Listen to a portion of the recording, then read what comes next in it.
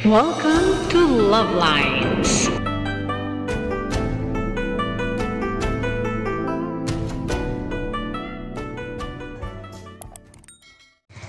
O, diba? Magandang umaga, Pilipinas. Hello world. Araw ng linggo, kaya tara simba tayo. It's a sunny Sunday morning. Ayan, good morning Philippines and hello world. Araw ng linggo, kaya tara simba tayo. Maganda. Gospel for today, yung new deaf na nakarinig at nakapagsalita ni ginamot ni Lord Jesus. And the more na sinabihan niya yung mga tao na huwag ipamalita, the more na namalita. O, diba? The more na pinagbawalan, the more na ginawa nila. Natuwa lang. Okay. So, I'll see you in a bit. Ayun si Love Lines Jr.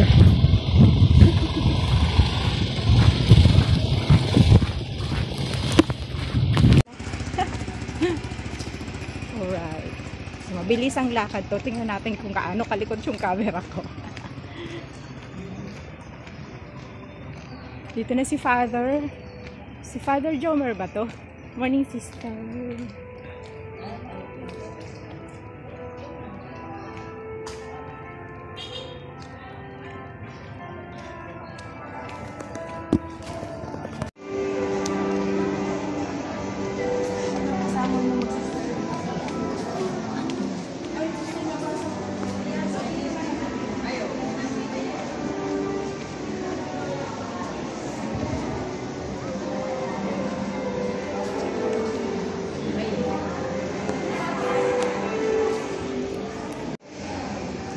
Happy birthday, Mama Mary. Kahapon yung celebration.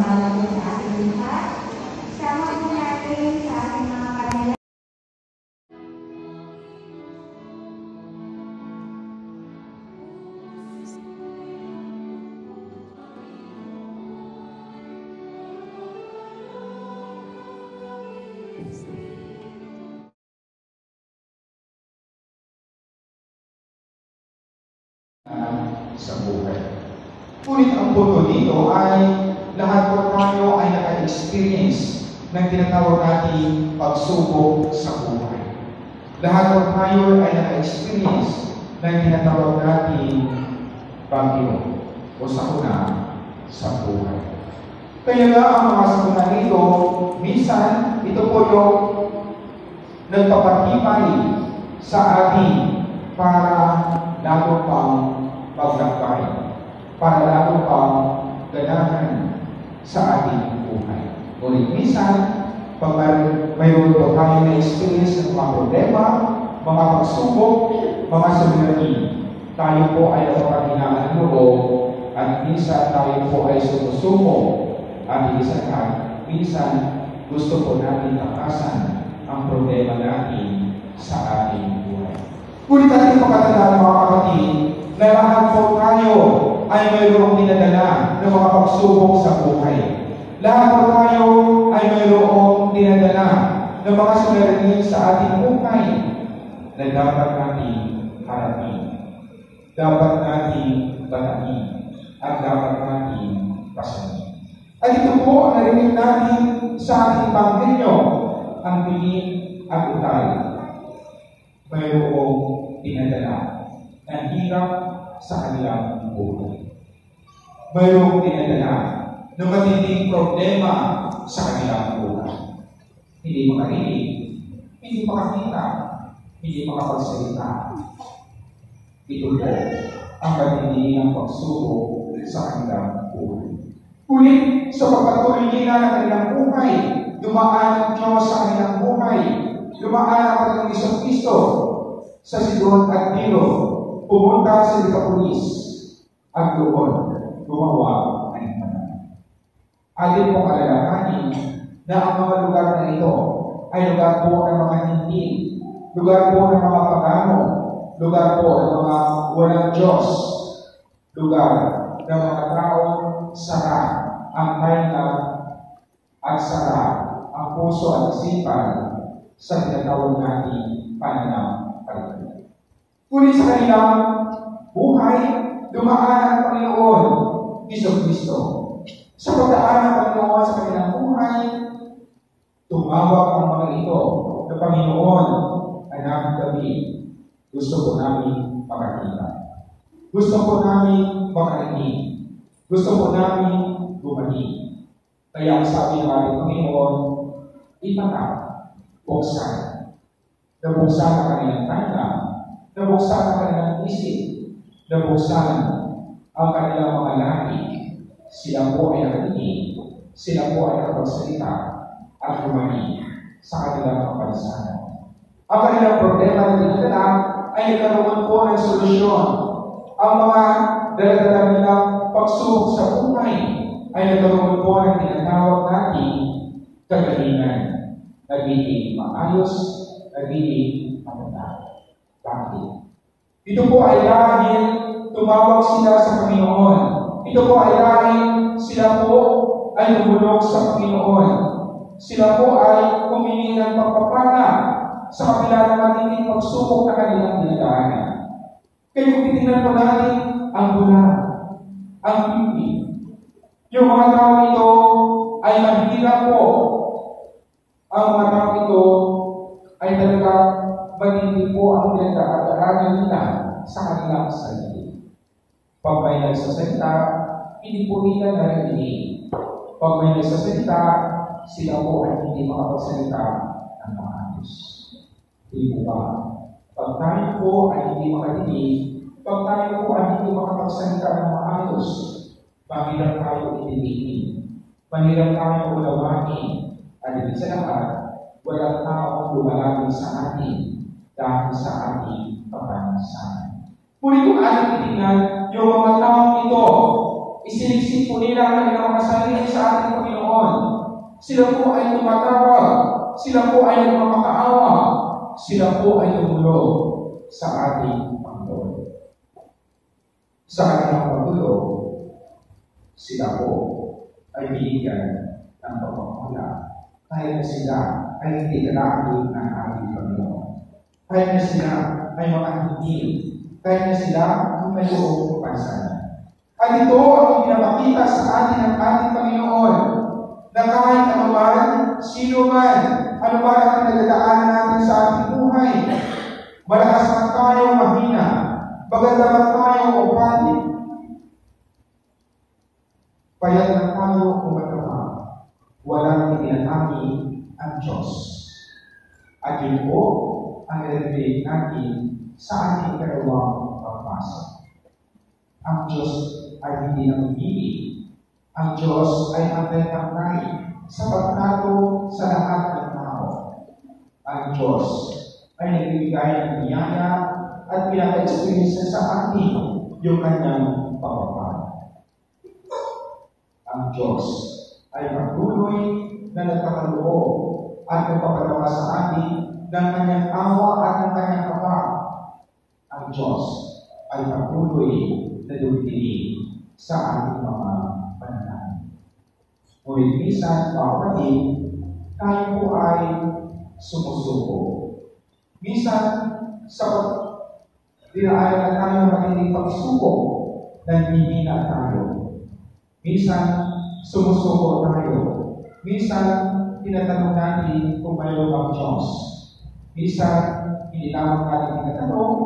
Minsan, madalas, tayo po ay nagtahalik pag hindi natin naramdaman na tinutugunan ng Diyos ang ating mga pananalig. At pinakamasama, minsan, inilalayo natin ang ating mga sarili sa Diyos na ating sinasampalatayanan dahil tingin natin hindi po tayo tinitingin. Ating pong pakatataan na ang Diyos ay palaging nagbibigay. Ang Diyos ay palaging nagpapala. Ang Diyos ay palaging nariyan. Pinapakinggan, tinitingin ang ating mga pananalig. Ngunit, minsan, hindi po tinibigay ng Diyos na agad-agad. Minsan, hindi po kaagad ipinagkaloob sa atin.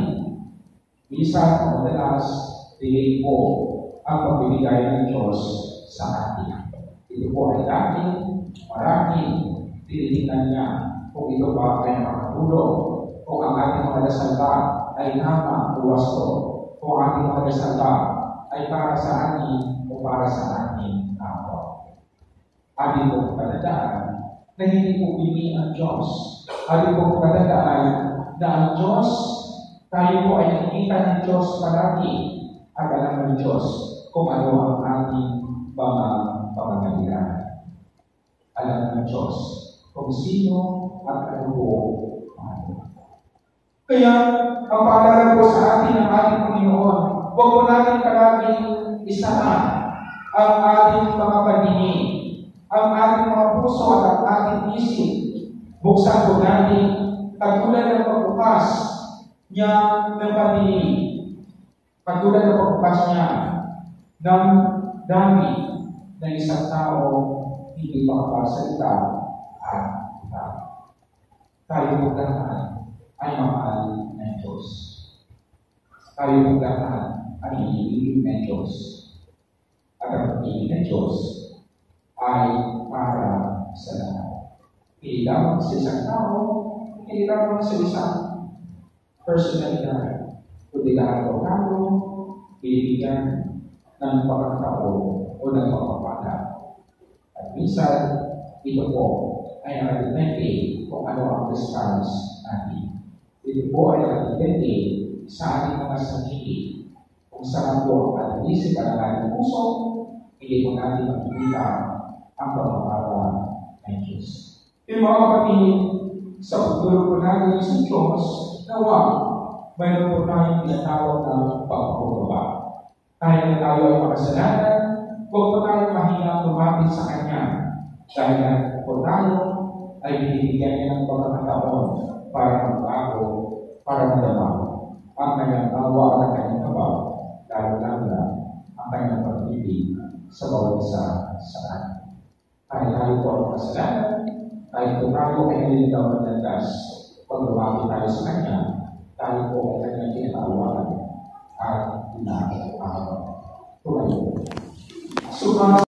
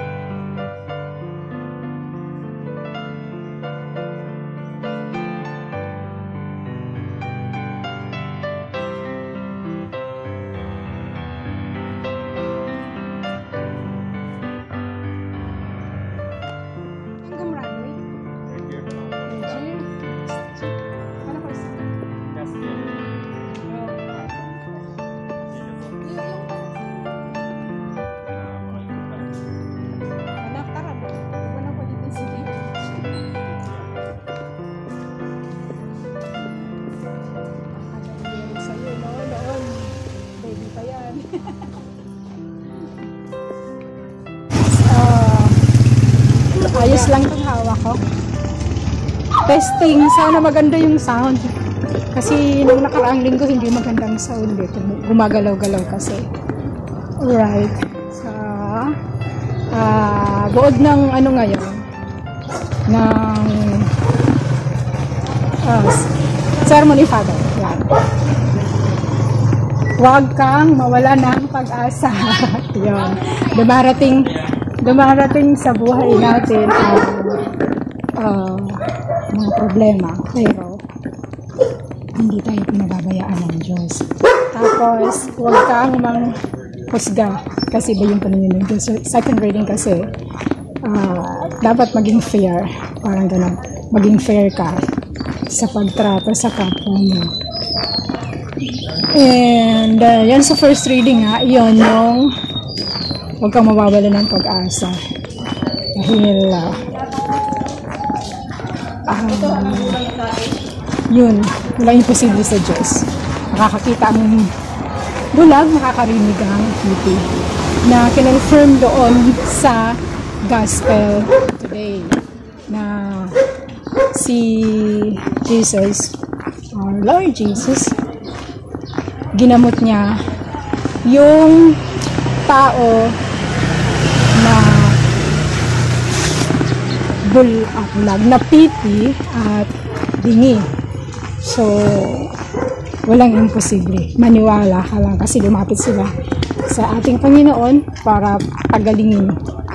Though, sabi nga ni Father, hindi sila mga kababayan ng ating Panginoon.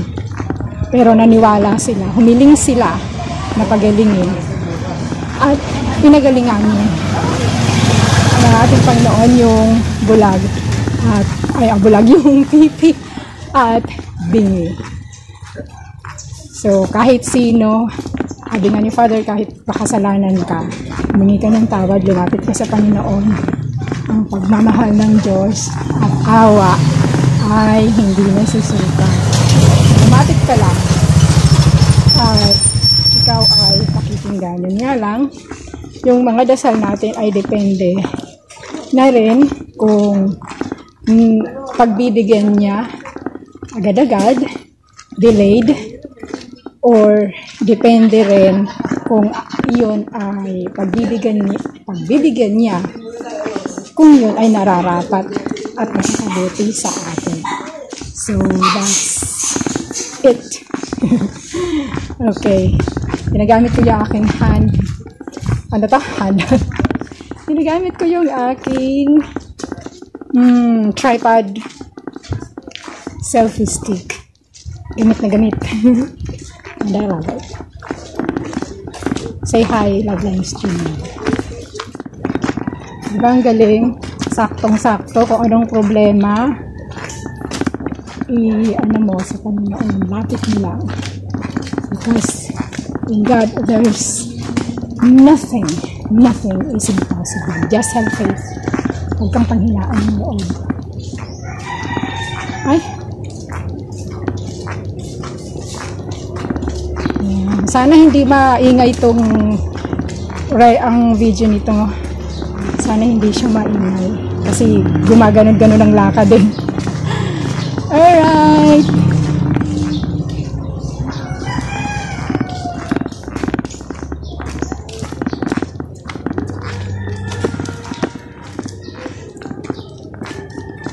Alright, we're home.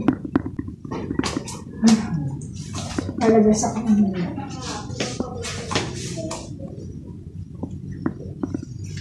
Haggardness. Ayun ang boots.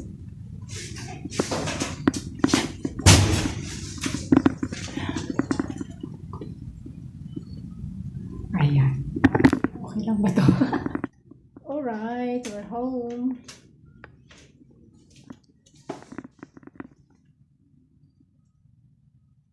I'll see you in the next. So that's all for now. Thank you so much for watching. Once again, this is Love Lines. Have a good day and God bless.